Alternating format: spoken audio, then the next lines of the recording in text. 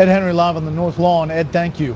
Ultimately, all the Obamacare problems are not about politics, but about people.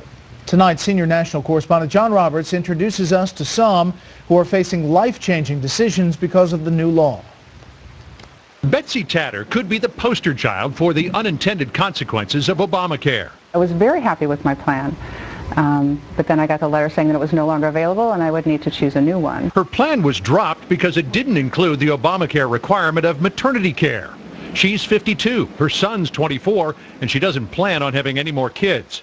There is a policy on the website that I could stretch my budget for and afford it at $541 a month, but the deductible with that plan is $12,700.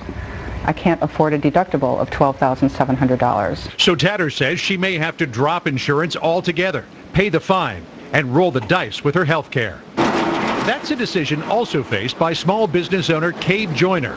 He was recently told his premiums were going to skyrocket. It was going to be well over $400 a month. I'm a single individual. I've got a business to run. I've got 8 employees. I have to make a payroll every week and pay for fuel and other things for my company. It just, wasn't going to work at that high a price. Like Betsy Tatter, Joyner could find a lower premium, but the trade-off is far higher out-of-pocket expenses. Do you want me to just round it to like 1? It's the same problem Stephen Curry is wrestling with. I was very happy with the plan. A benefits specialist and financial planner, his current comprehensive plan is being dropped. So far, he hasn't found anything to replace it. They've increased the deductibles and sometimes increased the premiums as well. And unfortunately, in my situation, I don't get any subsidies. That's something Curry, Joyner, and Tatter all have in common. They earn too much to qualify for subsidies.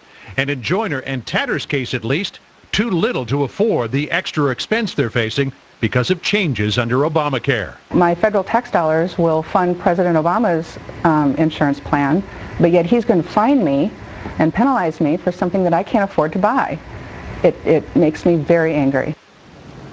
Tatter says there is one positive aspect to Obamacare. It has allowed her 24-year-old son to remain on her policy. That is until January the 1st, when Tatter says no one in her family will have health insurance. Brett? John, thank you.